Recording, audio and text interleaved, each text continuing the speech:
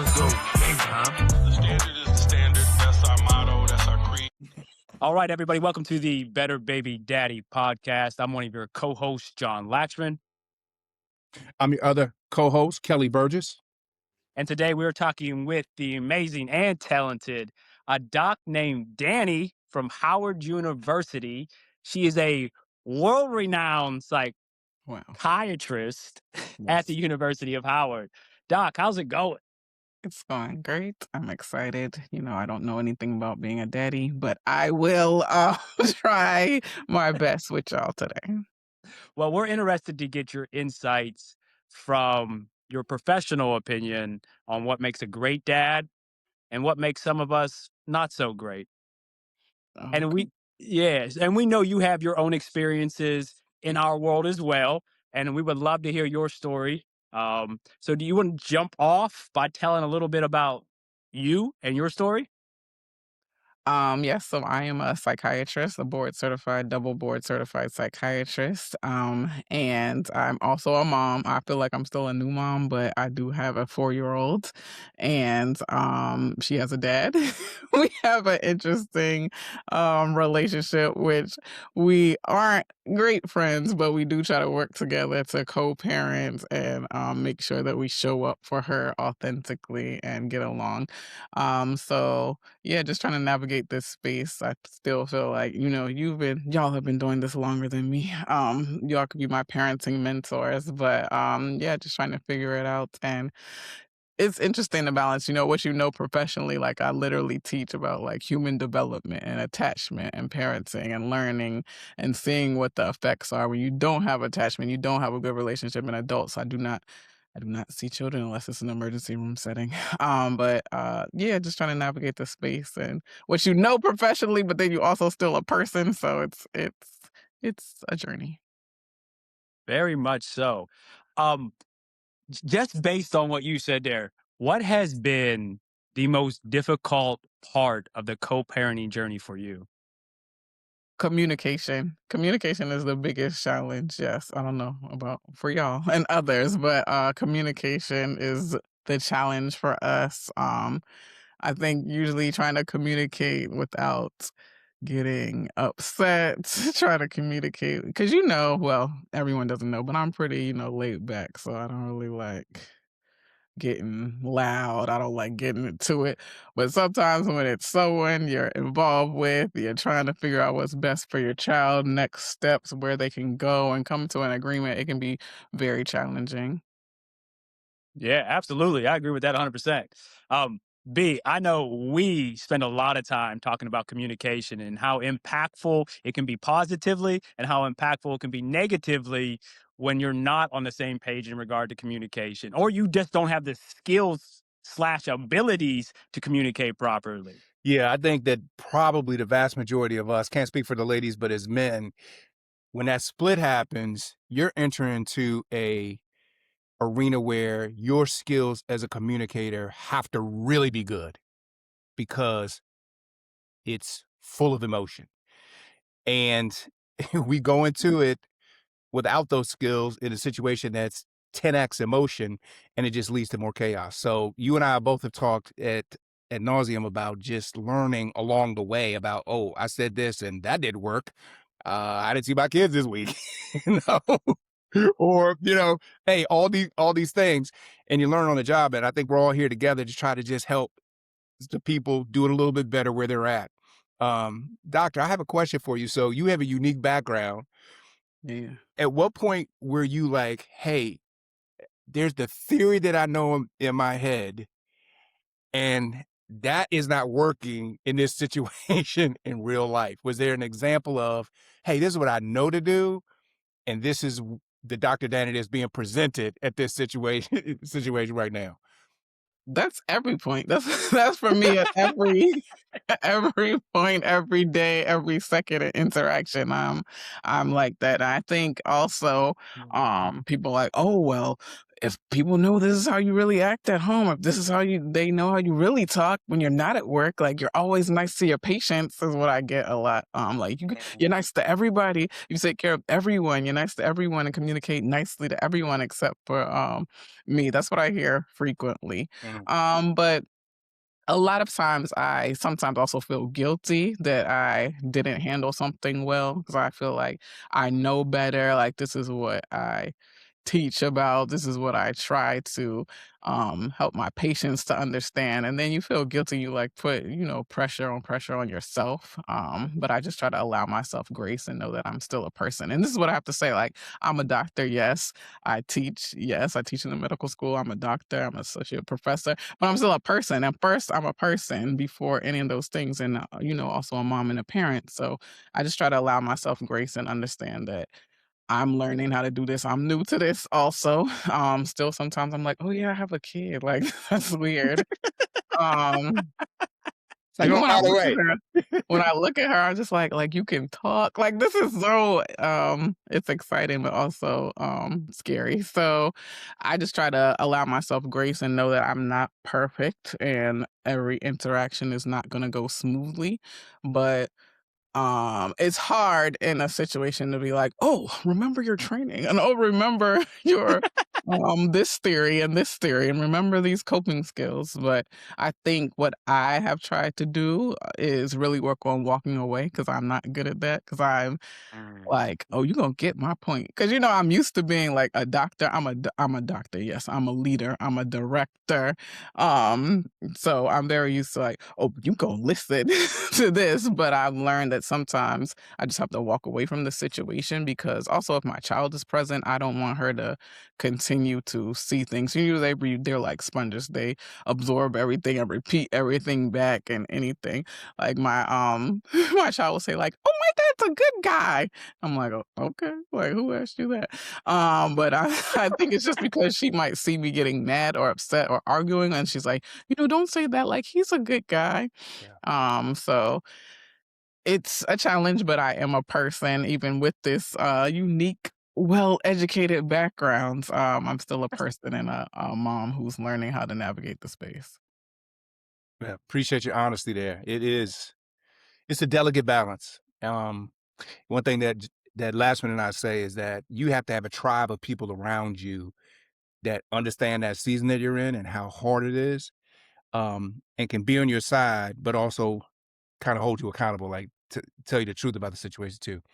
Um, can you speak a little bit about the people or the system you put in place along the way to kind of help you come to yourself and say, hey, I need to step back or I need to remove myself from these situations, or hey, when my daughter says this, I need to, who's in your ear helping you navigate that? My group chat is strong. My group chat is strong. Yes. Single Whether moms in it's there? Are single moms in there, uh, or was it a mixture? So I have a group chat with like my sister friends who are also single moms and like some of them are like they've gotten divorced and are navigating this co-parenting or never married and like just trying to figure it out. So, a variety of us trying to figure that out, like our little best friends group. Also I have like my other psychiatrist groups, I can ask them things. And also I have a group of like I host retreats. So I have like my healing group chat, like, what are we doing to bring ourselves back? Like grounding, like what did you do for yourself this week? Like what was your care? What did you do? What have you changed? And like to hold us accountable for our own care, self-care. So I probably have one of the younger kids of my friend group, so I'm able to reach out to them as peers. Like, what was it like when you went through this? And that's with anything with parenting also, but like my child had a speech delay, so I was like, other like parents like my friends like what did you do? And I think I'm fortunate, right, that a lot of my friends are also physicians and they've gone through things, and even if they haven't, like, I have a best friend who's a pediatrician, a best friend who's an OB, so I'm able to ask these questions along the way. I have that, unique advantage, but it's really leaning onto my friends. My father passed away when I was younger, so I don't have that same experience, like a connection with a dad, like a long-lasting connection. Like, I'm not able to be like, "Oh, yes, my dad is here," and my child doesn't have, um, a grandfather on her side with me. So, I and even when my father was alive, we had an interesting, relationship and dynamic too. So I don't have that same experience. So for me, my tribe is really my friends. It's not family in that sense because I don't have that father figure. But I might ask. I will even ask John, like, what do you know about this? Or what like, how did you manage this? Or even just observing him as a parent, like, I think they know that you also do personal training. So, like, even though he like always has brought his kids along with us, and they be jogging right around with me, and like watching him interact with his kids, like I love their relationship. So it's just seeing what my friends do and just learning along the way. Like I said, I don't have a father figure like that to go to and ask for things. I did have an uncle who was like a father figure, and he also passed away recently. So it's been challenging to just learn. But again, like I said, I just try my best to go along the way. I wouldn't say that I like go to TikTok or Instagram or anything for tips because I feel like everyone is raised in a different way. And I think that has a huge impact too. Like the way I was raised is different than the way my child's father was raised. And we can see that in the way that we parent and the way that we lead lives or what we have expectations that we have, like what's important, what's a priority. So for my daughter's father, like to him, like her having things like my child having like shoes, having new shoes when new Jordans come out, like she's 4. New shoes when new Jordans come out, like new outfits, like I love clothes too. But also like spending time with her is important. Like if I'm investing my money, I'm gonna invest it in like her going places and traveling versus he was raised in a different environment. It's very important that you have these things so someone doesn't pick on you or you're not bullied. Um so we have different experiences there. And when you think about like the legacy of what you want as a parent, you really see the differences in how you were raised, and who was available. And I don't know if when you talk about it, I can also say how I see it like in my patients as well. Yeah, absolutely. I mean, whatever connects to what we're talking about, we're open to hearing for sure. Yeah. Okay. Yeah. So in medical school, you do book stuff, right? You learn books and you learn like, oh, the medicine that goes, and then you go into your specialty. So when I finished medical school and I entered residency, I think I was very like into how things are in a book. Like this is what it looks like, this is how you treat it, this is the medication, this is how people appear. Check, check, check. But that's not real life. So when I finished medical school and I entered into residency and actually practicing, a lot of times I would see people or patients who said like they're in their 50s and their 60s, like, oh, I had a terrible relationship with my mother, or I don't know who my father is, and that really impacted me. And I would really be like, you are 50, like you are 50, you are 60, we're still talking about that. But then, with further training and education and experience, I learned that that is so important, and it's actually not an excuse. It is a real thing. Like it is important because of this attachment and how you are able to trust people, that trust people will be there for you. Like that impacts even anxiety. Like if you have a strong attachment, like I know that my mom is coming to pick me up. I know that she's going to be here. I know that they are reliable. They're going to be here. Like they have a strong attachment. You see that across relationships, like less likely to have like personality disorders, like when you have a strong attachment. When you have a insignificant or inconsistent attachment, like maybe they'll be there, maybe they won't. You see all types of differences in relationships, what you put up with, like whether or not you trust, and anxiety, trauma that you're willing to go through. So it is so important. I think initially in medicine, I started early in my career, I'm still kind of early, but no, I think I'm mid now. I passed the mid. Yeah, I'm mid career. I didn't really see it, or I didn't understand the value or the importance of what it's like that establishment and parents being there and being able to rely on them and having that attachment. So it is incredibly important, and I hope that people just learn that moving forward. Even when you think about what can I do better, being there, like consistency is so important. Consistency in showing up, and I don't mean like financially is yes very important, and we sometimes the courts have to decide that for us. But I mean being present. Like I always say, it's free to take them to the library, or it's free to take them to a park. It's free to take them to a rec center. Even if you say, like, I don't have the money to do that. I've heard friends who say, like, well, I don't have the money to do this. You can find something to do. You can find something to do that just spends time with the kids so that they see you, you're present, and they don't have that anxious attachment, worried about whether or not you're going to be there. Because when it goes on for so long that they don't see you, then they start not to worry about it. Like they start to think like, I don't know if you're ever going to come. I don't trust you. So even if Mm. you do come back, it takes forever to establish a rapport and establish an attachment again because they just haven't seen you in so long. So why would they trust you?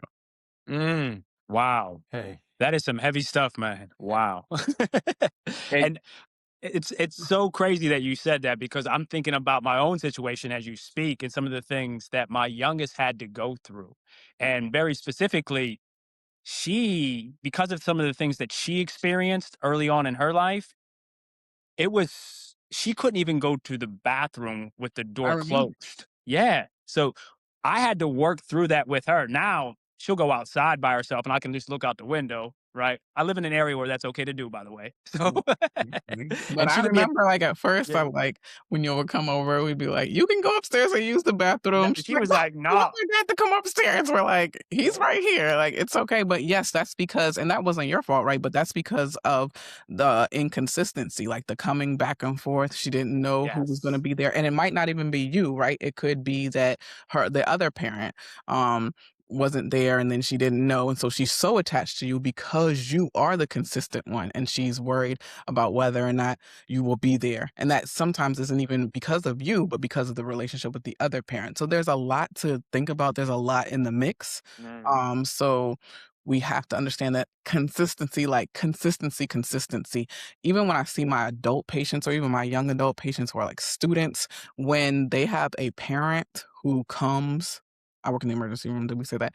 They have a parent who shows up, or they have someone who shows up, I'm like, oh, this is about to be a smooth ride for me. Like if they actually have someone who shows up and is going to be there. When I know I'm in trouble with a patient is when I say, who is your support system? Who can I call? And they say I have no one.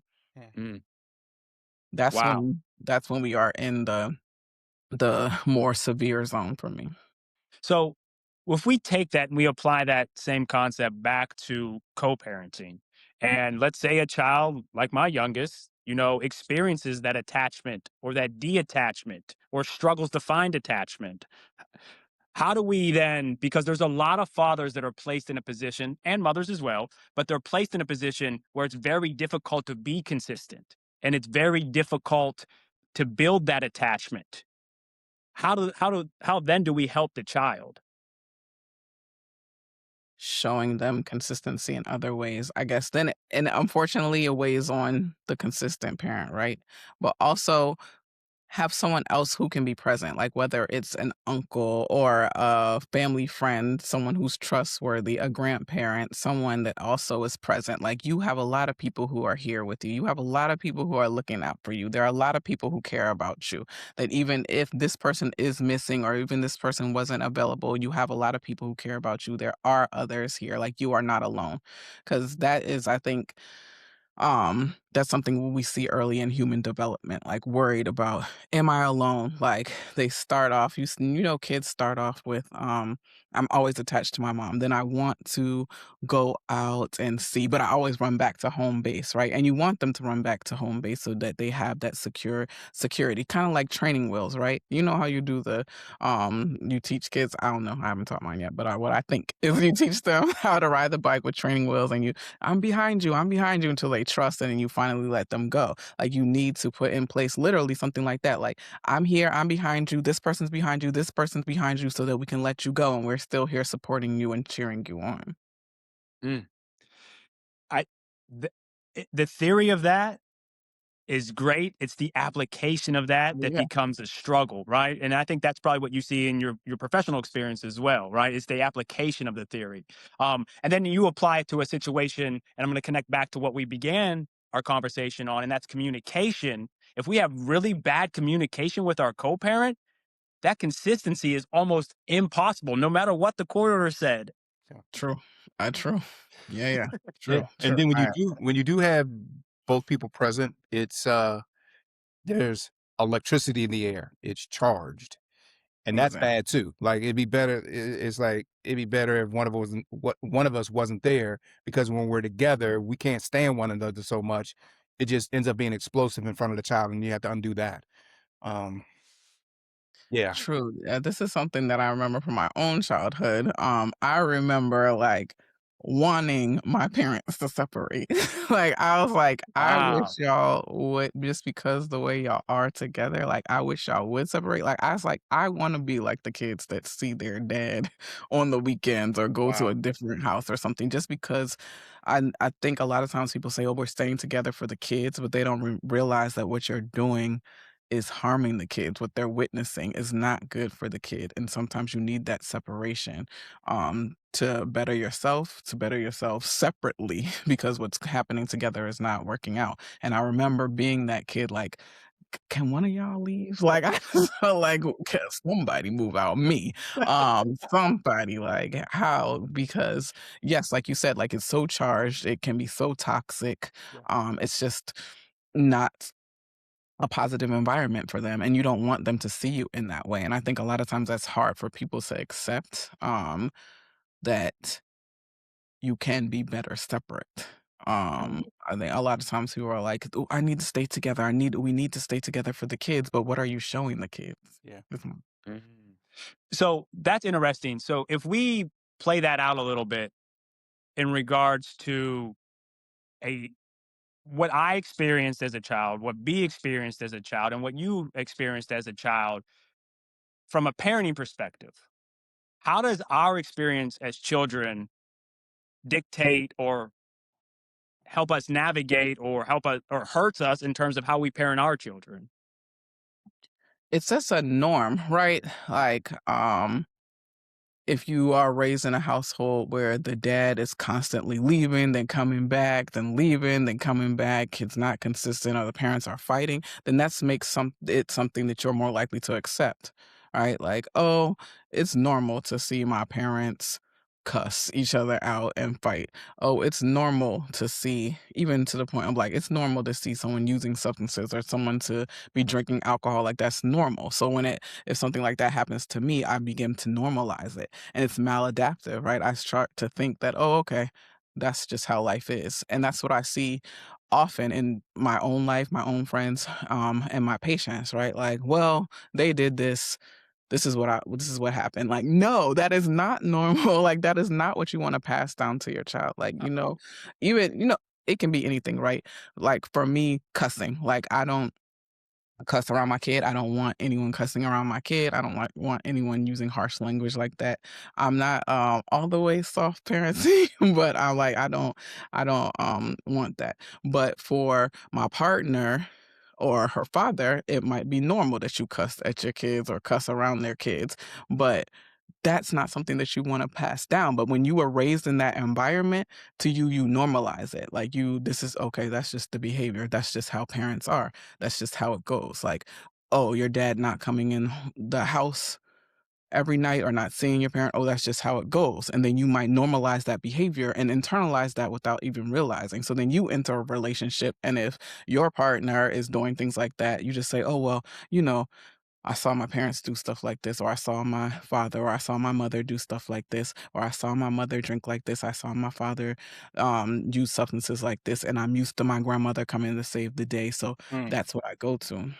yeah. Mm. What do you think that couples or parents on the front end of this process, they've split, it's not going well. What do you think that they underestimate about what awaits them in terms of what they're going to see presented in their child? I think they're worried about a lot about, like, acting out, and you do see that. I mean, you see acting out. Children are learning how to communicate. It's challenging for them. So, schools or teachers, even down to pre-K to daycare, will say, well, is something going on because now your kid doesn't want to take a nap, or now your kid is not listening. Now your kid is refusing to do the activities that they were doing before. I think that people are afraid of those changes. And I think people are afraid that people will be aware of these things and think something's going on with in their home. People are very big on, I don't want you to know what's happening in my house. Like, you don't put your business out in the street. So I think that that's a big concern. And then I think also people think it's something that's going to be long lasting and forever, and there's no cure or there's no way to fix it. But there are ways to fix these things. You just have to be active and proactive. Even if you make mistakes, even if you mess up. I don't know, even if I do yell at my child, I don't yell at her too much, but, even if I yell in my house, so whether it be, like, another family member or someone, I always come back to my child and I tell her, like, "Mommy was upset. That is not the way to act. Like, I did not mean to scare you or anything like that. Like, I have to work on that. Like, I'm sorry. Like, let's talk about that. Like, I don't want you to do something like that. Like, I don't want you yelling. I shouldn't be yelling. Can we talk about it?" I talk to her like that, even as a 4-year old, right? Mhm. Because I want her to understand that people do make mistakes. They can be sorry for them and they can try to fix them. They can try to do better in the future. Like, everything is not going to be perfect. So a lot of the children that are in situations where parents split, and there's one parent over here at this house and one parent over this house, during that splitting process, have experienced some very traumatic things, whether it's verbal, whether it's physical. So as a parent now, in a, s- how do I help my child navigate those traumatic experiences? First, by helping yourself. Like, are you doing something to help yourself navigate those experiences? Like, you can't be pouring into your child, or you can't help your child if you're not doing something to help yourself. This is another thing that I see frequently clinically, right? Like, Hmm. well, I can't get treatment. I can't come to therapy. I can't come to this because I have to be here for my child. I can't come to treatment. I can't do that because I have to be here for my child. But how are you showing up for your child if you're not even able to process and get help for yourself? So that's the first way. Like, I don't get down with the kids. I don't see kids. I'm not a child therapist or child psychiatrist. I see them in the emergency room and try to figure it out and get them up out of there. But how can you show up for your kid if you're not doing something to help yourself, and you're just going to continue to perpetuate these things, right? So that's the first way. Also, next for the child is, if it's available, get them some help, like professional help. Like, I don't know why people are so against this, like, in various communities. But You go ahead and say it. In our Say community. Just the say it. Indian community, Just say right? it. Oh and Just no, we ain't say talking it. about the Indians. No. No, we ain't yes, talking we about the are. Indians. We're talking about We are. black We're talking about the people. Indian community, the Indian Black community. Yeah. Oh yeah. community. Yeah. The Indian community is heavy on stigma with mental health. Yeah, Yeah. so yes, Yeah. You and it too. the Welcome. Indian Welcome to community, the job, the brother. Black community, the West Indian community, the African community, the all the communities with some melanin in color, Yeah. very big on not getting help. And getting help for your child is not a hindrance. It's not them that something's wrong with them. It's actually you being proactive to get help for them, and try to make sure that they aren't traumatized or impacted negatively forever. So it is getting them help, getting them therapy, and it can be all different types of things like art therapy, or also getting them involved in community things. That's something I have a community youth project, and I'm letting them decide, like, what do you want to do? They're like, I don't know what you think about this, but what about journaling? I'm like, if y'all want to journal, let's journal. Let me do your journal activity with you. Y'all want to do a sound bath? Y'all want to do adulting class? Like, these are all things that they're 14 and 19. These are all things that they request, like they want to do and they're interested in. So, therapy and treatment community is very important, and it can look very different across the board. Like everyone, I always say everyone doesn't have to take a medication. Everyone doesn't have to do therapy that looks exactly like it was for this Mhm. person. But just being open to getting them help. I had an adolescent, a 17-year-old, a few weeks ago, and she said, I've been asking my parents for help Mm, mm, and they've been like brushing it off. Like, mm, they're like, I've been saying I'm not happy, or I've been saying I'm having these struggles, and they were just like, no, you'll be fine. From a black community, a black family that was very supportive. Like I said, they're the ones who showed up, but was like, oh, are you sure? Like, okay, just I don't know, go read a book or something. Like if someone's asking for help and if they're letting you know they have these struggles, when they're saying overtly like I'm having these struggles, listen, but also look out for clues in them. Like, are they not moving the same way? Are they not hanging out with the same kids? Are they not interested in the same things that they were interested in? Are they isolating themselves? Like, those are things to pay attention to. Pay attention to them and what's going on with them, even though you are going through something as well. mm, mm. That's one of the challenges that John and I discovered as we were researching a couple shows back, is that parallel track of the parents having their own work to do while the child is also going through these psychological changes. And as you said, the importance of the parent getting stabilized is as much as possible. The logistics stable, the emotions more stable, not fixed, but stable enough where they can pour into and help the child navigate those things they need to do. But it's challenging work, right? It's hard to do that when you're scrambling and trying to find air yourself, particularly when the breakup is new or it's intense. What are some, we got a whole audience of men out there listening, ears open. And what are some things you would say to the baby dads in the audience? You know, as professionally detached from your current real life situation as Professionally, possible, right? what would I say, professionally or as a mom out Hey, here? no, both Hey, things. no, let's get both. Let's Both. get both. Absolutely. Yeah. So Absolutely. let's start with as a mom, and then as Danny, and then as Dr. Danny. Okay, I'm gonna say as Danny and Dr. Danny, I think we're the same. Is that like help us? Like the moms need help. Like I know there are struggles, but just show up for the kids. Like if you can try to take your feelings out of being angry or upset or not wanting to separate or wanting to separate or whatever it is, like show up for your kid. Like I was saying earlier, spending time is free. Like spending time is free. And even if you can't show up in person, we just went through a pandemic. We have everything. Okay. We have everything. Like you have FaceTime, you have Zoom, you have WhatsApp, you have Instagram, video call, Facebook call, everything it is. Like let the kids see you. Like check on them. Like even if you don't have the funds, if you're not able to do something, like be present, be visible. Like it's very important that you show up in whatever way you can and do so consistently. Like that's important. It's important. It's I think consistency, consistency, consistency. Um Show up and be present. Like and for me as Danny the person, if you can give us a break, give us a break. Like come on, man. Like if you off if you're off for the day, say, Right. hey, I can pick up the kid. Yeah. Like I can pick up the kid today.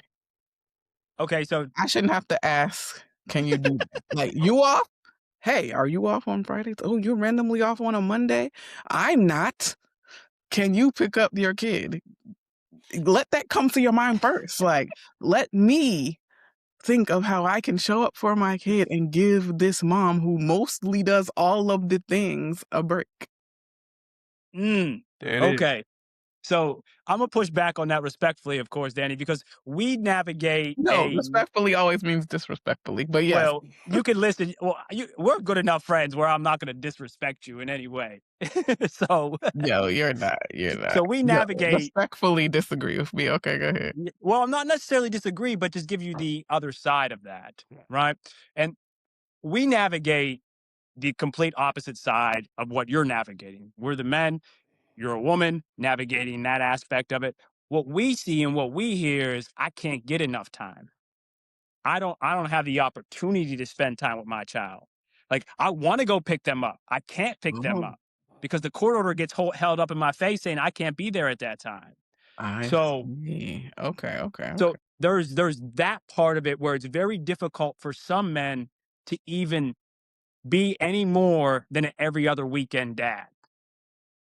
I see what you're saying. I see Yeah. what you're saying. Okay, yeah, I feel like I actually have on the other side, like, one of my friends has a court order and the dad sticks very much to it. Like, even if she's like, "Hey, can we switch this or can we do this?" He's like, "Nope, here's the court order," and we'll like quote the court order and bring it right up. Like, and I know that that's a way to have structure and schedules. Um, so hold on one second.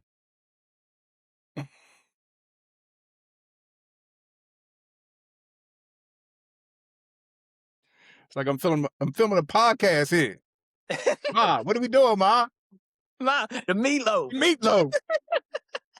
Okay. Anyway, oh man. Okay. Well, the other dads who want more time, man, I didn't know that. I haven't met too many of those. Well, you're looking at one right here. Hey, and the other thing is, some of us go along. You know, I'm far removed from those tussles, but it can be so contentious that it's just not, the juice not worth the True. squeeze.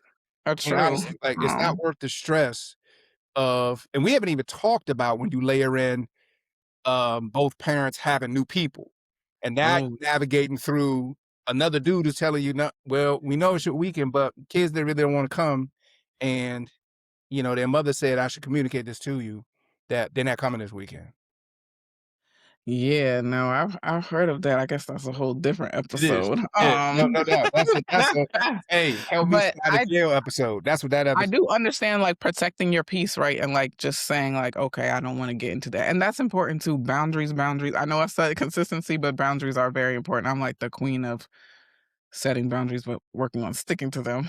So yeah, that is very important, and I understand that. But again, I think it's showing up in whatever way you can, like continuing to text your kid or call them or video call them so that they know that you are here, even though if you it doesn't, it's just too much to have that contentious relationship and continue to engage. But at least just show up for your kid, like text them, like, "Hey, how was your day?" Like, "Good morning." Like text them, like, "Wow, what did you do today?" Like, still be present because people spend so much time scrolling through social media. Like just like you do that, add your kid into the mix. Mm, Before you do that scroll, before you start your doom scrolling, like text them like how was your day?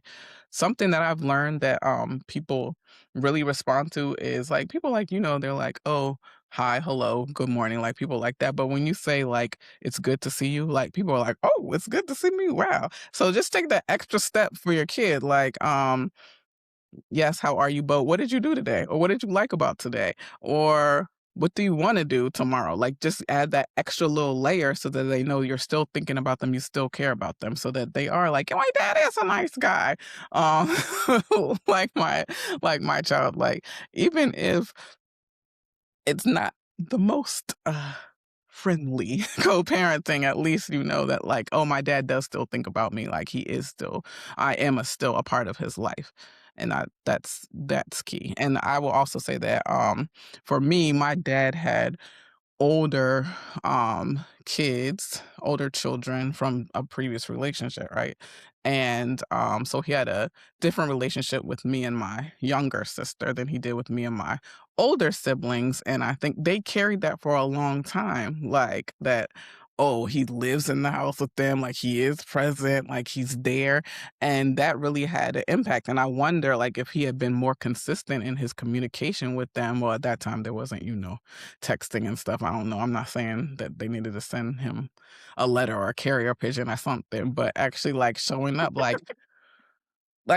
maybe we could have taken like more trips to go see them, like on breaks or something like that, to be consistent, and maybe they would have a better, no, for sure they would have had a better relationship, um, and a better rapport and connection as adults.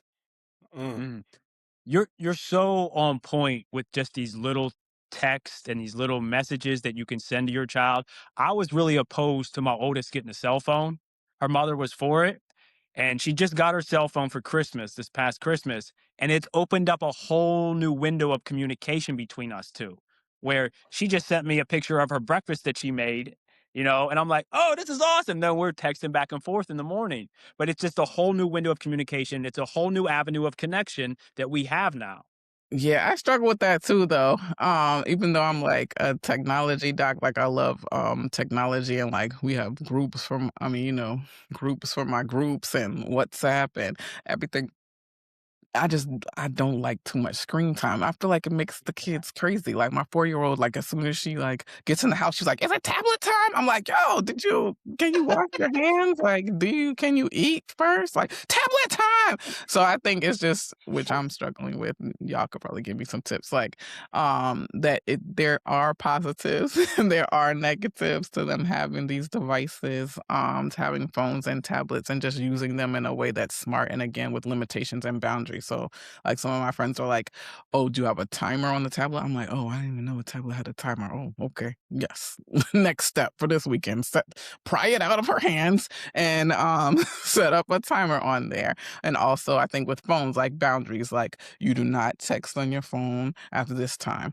And even like your phone Hmm. doesn't come in. This is one that I really um like is that the phone doesn't come in your room. Like a phone doesn't come in your bedroom. It's not in your bed with you. Like setting those things and those boundaries and those limitations early, I think is very important. Yeah. No, Yeah. that, Go ahead, man. go ahead, B. Go ahead, I man. was You're just going good. to piggyback on that thing about the phone, just to kind of, put a bow on it. It was some famous doctor, older guy, salt pepper beard, bald head.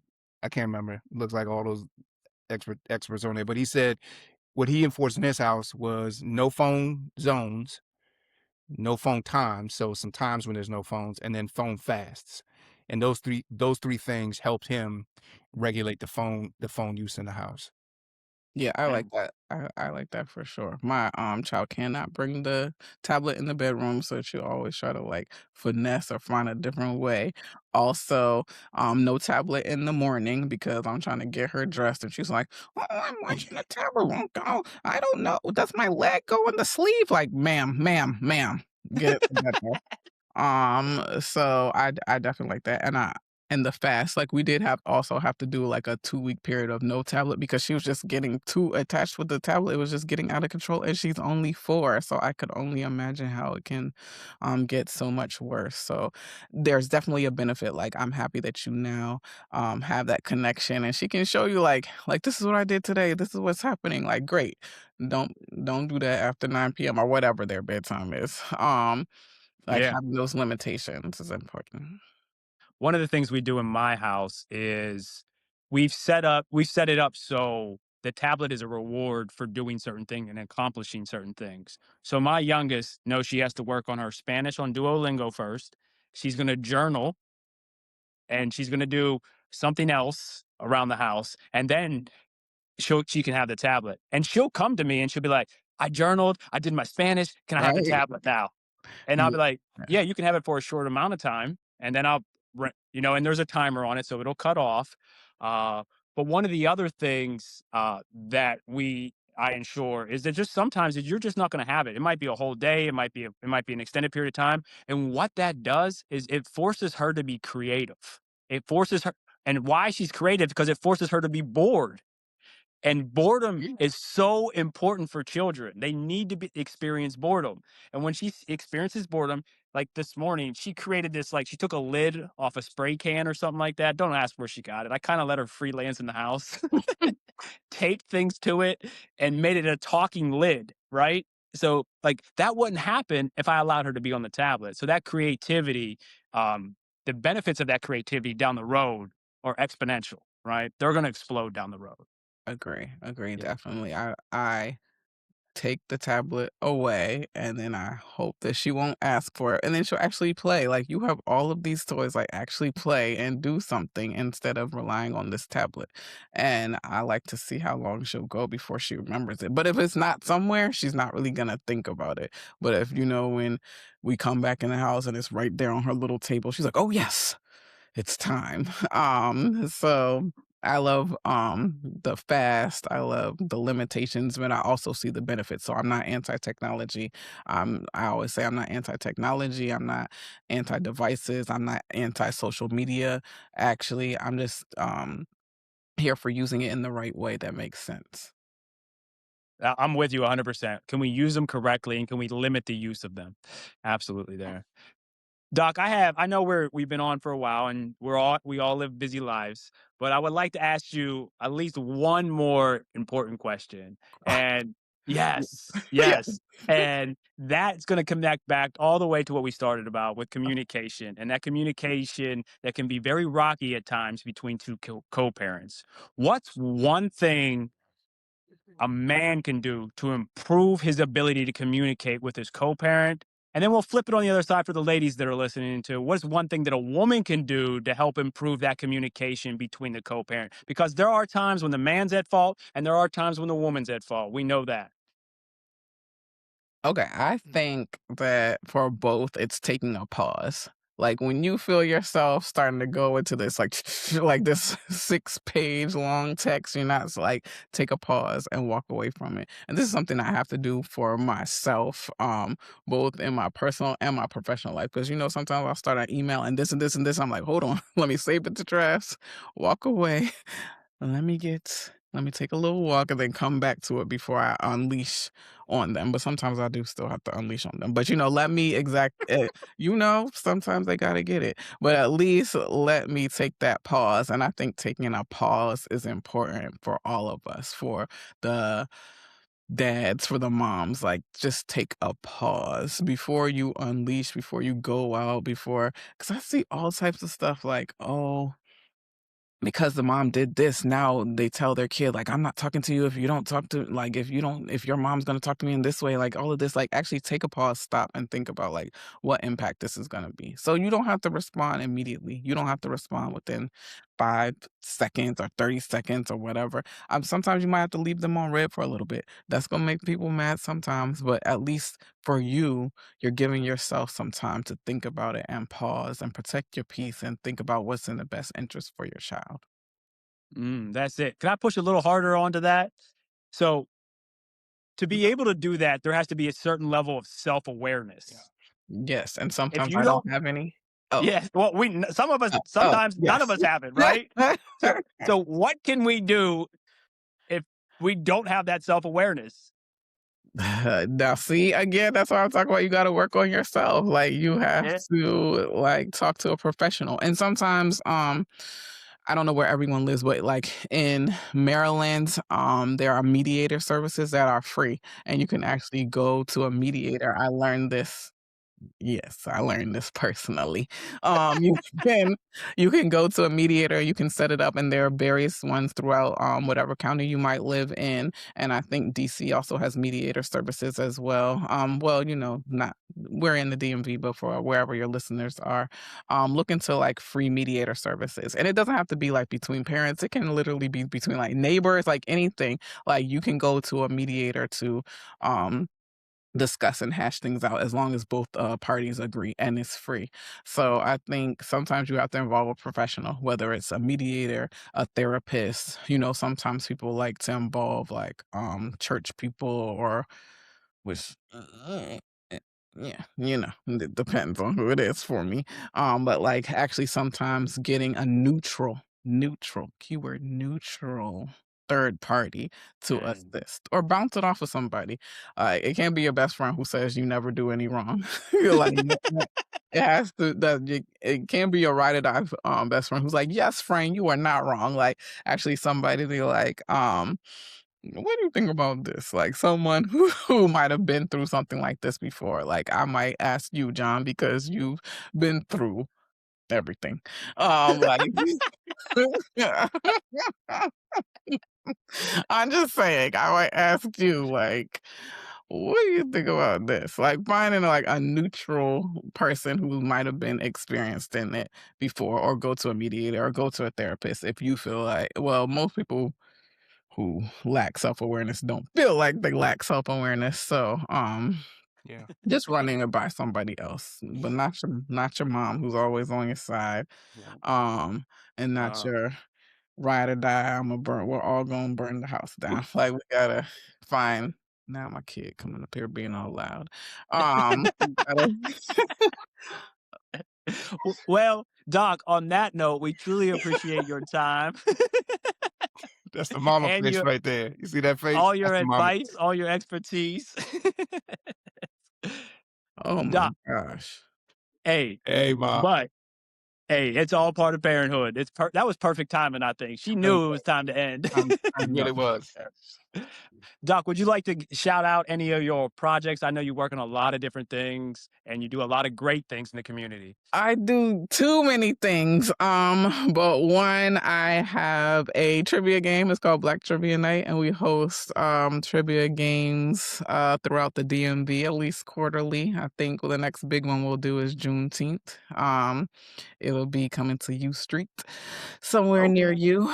Also, I host retreats, usually in Jamaica. You know, I spend half my time in DC, half my time in Jamaica, for my own peace and well-being. So my Instagram is at Black Psychiatry for that, or at Black Trivia Night for my trivia. I also have a youth healing circle project that's hybrid. So we're trying to do youth community healing, like I was saying, virtually, and then we'll eventually have an in-person meeting. So I hope that I get future funding so that I can make that a bigger thing in the future. And yeah, sometimes me and John do workouts for moms and kids out here in these streets. We sure do. Well, Doc, thank you so much for your time. We appreciate all the expertise, all the advice, and your time most of all. Yes. Until next time, I'm John, I'm Kelly. and that was a doc named Danny. Yeah. Peace. Peace.